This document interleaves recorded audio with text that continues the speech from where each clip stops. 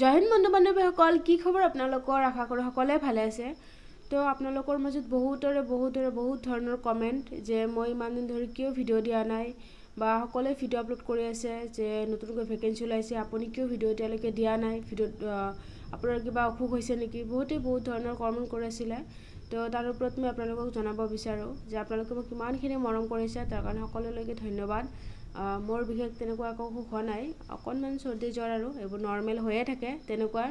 আৰু আপোনালোকৰ মাজত যিহেতু বহুতৰে প্ৰশ্ন আছিলে যে ভেকেঞ্চি ওলাইছে আপুনি কিয় ভিডিঅ' দিয়া নাই, তো আপোনালোকক মোৰ ফালৰ পৰা মই জনাই দিব বিচাৰিছোঁ যে মোৰ যিহেতু ডিউটি থাকে, তো ডিউটিৰ সময়ত মই কোন ধৰণৰ ভিডিঅ' নবনাওঁ আৰু কোন ধৰণৰ ভিডিঅ' তেনেকৈ আপলোড কৰাও নাযায়, কাৰণ ইমান বিশেষ এটা মোবাইলো ইউজ কৰি নাথাকোঁ ডিউটিৰ সময়ত। তো তাৰ কাৰণে যিমানখিনি ডিউটিৰ বাহিৰত যিমানখিনি মই সময় পাওঁ সেইখিনি সময়তহে মই ভিডিঅ' আপলোড কৰিবলৈ চেষ্টা কৰোঁ। নিজৰ যিমানখিনি কৰ্মব্যস্ততা আছে ডিউটিৰ সময়ত সেই গোটেইখিনি সম্পূৰ্ণ হোৱাৰ পিছত যিমানখিনি মই সময় পাওঁ সেইখিনিতহে মই ইউটিউবৰ কাৰণে ভিডিঅ' বনাওঁ আৰু ভিডিঅ'খিনি আপলোড কৰোঁ। তো তাৰ কাৰণে মোৰ কেতিয়াবা ভিডিঅ'খিনি দিবলৈ যদি ভিডিঅ' বনোৱাও থাকে হয়তো এডিট কৰিবলৈ সময় নাপাওঁ, বা এডিট কৰি আপলোড কৰিবলৈ অকণমান সময় লাগি যায়। যদি ভিডিঅ' বনোৱাও থাকে আপলোড কৰিবলৈ 2 দিন বা 1 দিন দেৰি হৈ যায়, কাৰণ ভিডিঅ'খিনি এডিট কৰি মিলাবলৈ সময় লাগে, কাৰণ মই ডিউটিৰ পিছতহে মই সেইখিনি সময় উলিয়াব লাগে। তো তাৰ কাৰণে 2 দিন বা 1 দিন দেৰি হৈ যায়। তো তাৰ কাৰণে মই খুবেই দুখিত যে আপোনালোকে ইমানখিনি কমেণ্ট কৰি আছিলে মই ভিডিঅ'খিনি আপলোড কৰিব পৰা নাছিলোঁ। তো আপোনালোকৰ কাৰণে ভিডিঅ'খিনি এতিয়া বনাই দিছোঁ, আপোনালোকক ধুনীয়াকৈ বুজাই দিবলৈ চেষ্টা কৰিম মই যিমানখিনি মোৰ ফালৰ পৰা সম্ভৱ হয়। তো দেৰি নকৰোঁ, ভিডিঅ'টো আৰম্ভ কৰিছোঁ। তো আপোনালোকৰ কাৰণে বহুতখিনিয়ে ভাল খবৰ। আপোনালোকে ইতিমধ্যে গমেই পাইছে যে নতুনকৈ যিহেতু ভেকেঞ্চি ওলাইছে ফৰেষ্ট ডিপাৰ্টমেণ্টত, কিন্তু তাৰ মাজত এটা খবৰ হৈছে যে এইটো গোটেই অল আছাম নহয়, এইটো অকল BTCৰ কাৰণে হয়। যিমানখিনি BTCৰ কেণ্ডিডেট আছে তেওঁলোকৰ কাৰণে হয়, অল অসমৰ কাৰণে গোটেইখিনি পষ্ট মুকলি কৰি দিয়া হোৱা নাই। তো এই পোষ্টটোত এপ্লাই কৰিবৰ কাৰণে লাষ্ট ডেটটো প্ৰথমে আপোনালোকক জনাই দিছোঁ। লাষ্ট ডেটটো হৈছে 3/4/2024, কাৰণ এপ্ৰিলত 3 তাৰিখলৈকে ইয়াৰ লাষ্ট ডেট আছে। আৰু ইয়াত টোটেল ভেকেঞ্চি আছে 414টা পোষ্ট আছে ইয়াত। আৰু ইয়াত ফৰেষ্টাৰ 1 আৰু ফৰেষ্ট গাৰ্ডত ভেকেঞ্চি ওলোৱা হৈছে ইয়াত। আৰু ইয়াত এপ্লাইৰ ডেটটো হৈছে 14 মাৰ্চ 2024, আৰু ইয়াৰ লাষ্ট ডেটটো হৈছে 3 এপ্ৰিল 2024লৈকে। আৰু এই গোটেইখিনি হ'ব অফলাইন, আপোনালোকে গমেই পাইছে। আৰু এই গোটেইখিনি পোষ্টত চিলেকশ্যন প্ৰচেছবোৰ কেনেকুৱা হ'ব গোটেইখিনি আপোনালোকক জনাই দিবলৈ চেষ্টা কৰিম মোৰ ফালৰ পৰা মই যিমানখিনি সম্ভৱ হয়।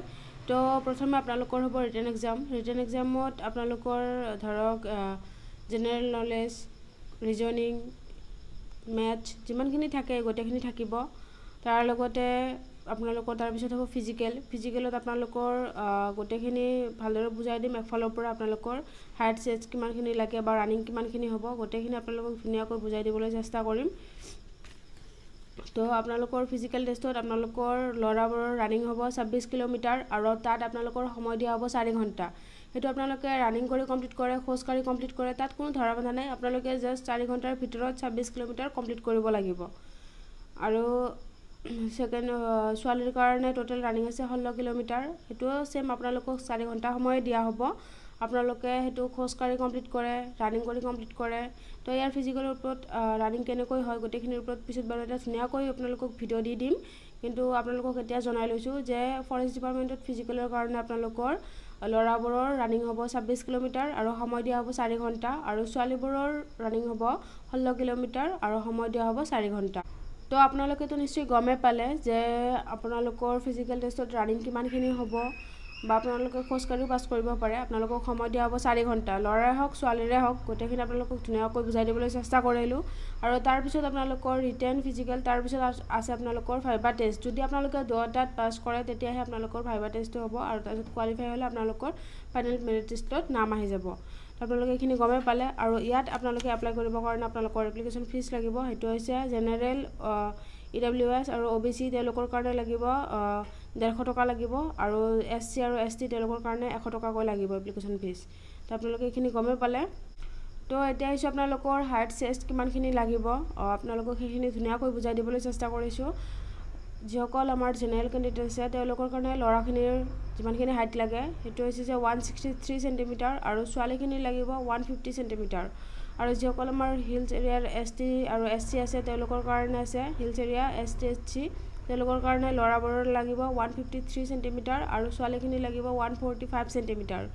তো এতিয়া আছোঁ চেষ্টখিনি অকল ল'ৰা জোখা হয়, ছোৱালীখিনি চেষ্ট জোখা নহয়। আপোনালোকে গমেই পায় যিসকলে আগতে ইণ্টাৰভিউ দিছে তেওঁলোকে। তো ইয়াত প্ৰথমে আহিছোঁ জেনেৰেল কেণ্ডিডেটৰ কাৰণে আপোনালোকৰ নৰ্মেল 84 চেণ্টিমিটাৰ লাগিব আৰু 5 চেণ্টিমিটাৰ ফুলাই আপোনালোকৰ 89 চেণ্টিমিটাৰ হ'ব লাগিব। তাৰপিছত আছে ST আৰু SC, তেওঁলোকৰ কাৰণে নৰ্মেল 79 চেণ্টিমিটাৰ হ'ব লাগিব আৰু আপোনালোকে 5 চেণ্টিমিটাৰ ফুলাই 84 চেণ্টিমিটাৰ আপোনালোকৰ হ'ব লাগিব। তো আপোনালোকে গমেই পালে যে হাইট ছেটছ কিমানখিনি লাগিব গোটেইখিনি। তো এতিয়া আহিছোঁ যে কোনটো বিভাগত কিমানখিনি পোষ্ট আছে। তো আপোনালোকৰ মাজত বহুতৰে প্ৰশ্ন আছিলে, তো আপোনালোকক জনাই দিছোঁ যে ফৰেষ্টাৰ যোনটো গ্ৰেড 1 আছে তাত আপোনালোকৰ টোটেল পোষ্ট আছে 81টা আৰু ফৰেষ্ট গাৰ্ড যোনটো আছে তাত টোটেল পোষ্ট আছে 330টা। তো আপোনালোকৰ ইয়াত এপ্লাই কৰিবৰ কাৰণে বয়সৰ সময়সীমা দিয়া হৈছে। সেইটো আপোনালোকৰ জেনেৰেল যিবোৰ আছে তেওঁলোকৰ কাৰণে 18 বছৰৰ পৰা 25 বছৰলৈকে এপ্লাই কৰিব পাৰিব আৰু যিসকল OBC MOBC যিসকল আছে তেওঁলোকৰ কাৰণে 3 বছৰ বঢ়াই দিয়া হৈছে আৰু যিসকল ST আৰু SC আছে তেওঁলোকৰ কাৰণে 5 বছৰ বঢ়াই দিয়া হৈছে। আৰু ইয়াত আপোনালোকৰ যোনটো ফৰেষ্টাৰ গ্ৰেড 1 আছে তাত এপ্লাই কৰিবৰ কাৰণে আপোনালোকৰ শিক্ষাগত অৰ্হতা কিমান লাগিব সেইখিনি আপোনালোকক জনাই দিছোঁ ধুনীয়াকৈ। এই দুটা পোষ্টত এপ্লাই কৰিবৰ কাৰণে আপোনালোকৰ শিক্ষাগত অৰ্হতা কিমান লাগে। তো যোনটো ফৰেষ্টাৰ গ্ৰেড 1 আছে তাত আপোনালোকৰ এপ্লাই কৰিবৰ কাৰণে আপোনালোকে গ্ৰেজুৱেশ্যন কমপ্লিট কৰা হ'ব লাগিব। আপোনালোকে তাত কোনো ধৰি দিয়া নাই যে আপোনালোকে আৰ্টছৰ হ'ব লাগিব, ছায়েন্সৰ হ'ব লাগিব, কোনো ধৰি দিয়া নাই। আপোনালোকে যদি নৰ্মেল গ্ৰেজুৱেশ্যন কমপ্লিট কৰে আপোনালোকে তাত ধুনীয়াকৈ এপ্লাই কৰিব পাৰিব।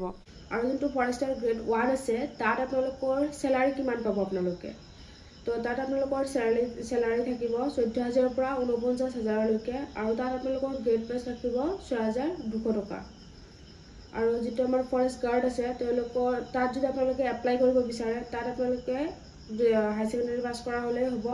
তাত কোনো ধৰি দিয়া নাই যে আপোনালোকে আৰ্টছৰ বা ছায়েন্সৰ হ'ব লাগিব, কোনো ধৰি দিয়া নাই। আপোনালোকে যদি হাই ছেকেণ্ডেৰী পাছ কৰে আপোনালোকে ধুনীয়াকৈ এপ্লাই কৰিব পাৰিব তাত। আৰু তাত আপোনালোকৰ দৰমহা থাকিব 14,000ৰ পৰা 49,000লৈকে, কিন্তু তাত আপোনালোকৰ গ্ৰেড পেটো অকণমান কম থাকিব, সেইটো হৈছে 5,600 টকা আপোনালোকৰ গ্ৰেড পে থাকিব। তো মোৰ ফালৰ পৰা যিমানখিনি সম্ভৱ হৈছে গোটেইখিনি মই আপোনালোকক ধুনীয়াকৈ বুজাই দিবলৈ চেষ্টা কৰিলোঁ। তো এতিয়া আপোনালোকৰ কৰ্তব্যখিনি আপোনালোকে কৰি যাওক, আপোনালোকে ধুনীয়াকৈ প্ৰেক্টিছ কৰি থাকক। যিহেতু ইণ্টাৰভিউখিনি অসম পুলিচত বহুতে এপ্লাই কৰিব, অসম পুলিচত যোৱাৰো সপোন আছে বহুতৰে। তো যিহেতু ইণ্টাৰভিউ আমাৰ চেঞ্চাৰ গৈ আছে, জুন জুলাই মাহত হোৱাৰ চান্স আছে। তো বহুত বৰষুণ, বহুত ফিল্ড বয়াই থাকে, আপোনালোকে গমেই পায়। তো যদি আপোনালোকৰ নিজৰ সপোনটো পূৰণ কৰিব বিচাৰে আপোনালোকে নিজে কষ্ট কৰিব লাগিব। তো মোৰ ডিউটিটো মোৰ ফাৰ্ষ্ট। ডিউটিৰ পিছত মই যিমানখিনি সময় পাওঁ তাৰ পিছতে মই ভিডিঅ'খিনি বনাবলৈ চেষ্টা কৰোঁ। যদি তাৰপিছত মই সময়খিনি মিলাই উঠিব পাৰোঁ তেতিয়াহে মই আপোনালোকক ভিডিঅ' বনাই ভিডিঅ'খিনি এডিট কৰি তাৰপিছতে আপলোড কৰিব লাগে। তো সেই প্ৰচেছখিনি গোটেইখিনি কমপ্লিট কৰিবলৈ মোৰ অকণমান সময় লাগে। তো তাৰ কাৰণে ভিডিঅ'টো আপলোড কৰিবলৈ 2 দিন বা 1 দিন দেৰি হ'ব পাৰে, কিন্তু মোৰ যিমানখিনি সম্ভৱ আগতীয়াকৈ দিবলৈ চেষ্টা কৰোঁ। কিন্তু মোৰ গাটো বেছি ভাল নাছিল সেইকাৰণে অকণমান দেৰি হৈ গ'ল। তো আপোনালোকে ভালদৰে কষ্ট কৰি থাকক, ভালদৰে পঢ়ি থাকক। ইয়াত যিহেতু এক্সামটো আগত হ'ব, তো তাৰ কাৰণে আপোনালোকে ধুনীয়াকৈ পঢ়ি থাকক। পঢ়াখিনি আগত, তাৰপিছত আপোনালোকৰ ফিজিকেল হ'ব। পঢ়া শুনাৰ লগতে ফিজিকেলখিনিও মেইনটেইন কৰি থাকিব লাগিব, যে একদিনতে ফিজিকেল প্ৰেক্টিছ কৰিলে একদিনতে পাছ হৈ যাম তেনেকুৱা কথা নহয়। বহুত বছৰ প্ৰেক্টিছ কৰিও বহুত মানে ইণ্টাৰভিউ টাইমত বেয়া হৈ যায়। তো তাৰ কাৰণে আপোনালোকে ধুনীয়াকৈ প্ৰেক্টিছ কৰি থাকক। ফিল্ড যিহেতু বহুত বেয়া থাকিব, এতিয়া আপোনালোকৰ ফালৰ পৰা আপোনালোকে যিমানখিনি কষ্ট কৰিব সিমানখিনি ফলাফল পাব। তো আজিৰ ভিডিঅ'টো এইখিনিলৈকে আছিলে। মোৰ ফালৰ পৰা যিমানখিনি সম্ভৱ হ'ল গোটেইখিনি মই আপোনালোকক ধুনীয়াকৈ বুজাই দিবলৈ চেষ্টা কৰিছোঁ। তো যদি ভিডিঅ'টো চাই আপোনালোকৰ ভাল লাগে ভিডিঅ'টো এটা লাইক কৰি দিব, তাৰ লগতে চেনেলটো ছাবস্ক্ৰাইব কৰি দিব আগন্তুক নতুন ভিডিঅ'খিনি পাই থাকিবৰ কাৰণে। আৰু মোৰ ফালৰ পৰা যিমানখিনি সম্ভৱ মই আগতীয়াকৈ ভিডিঅ'খিনি দিবলৈ চেষ্টা কৰিম। তো আজিৰ ভিডিঅ'টো এইখিনিলৈকে। জয় হিন্দ।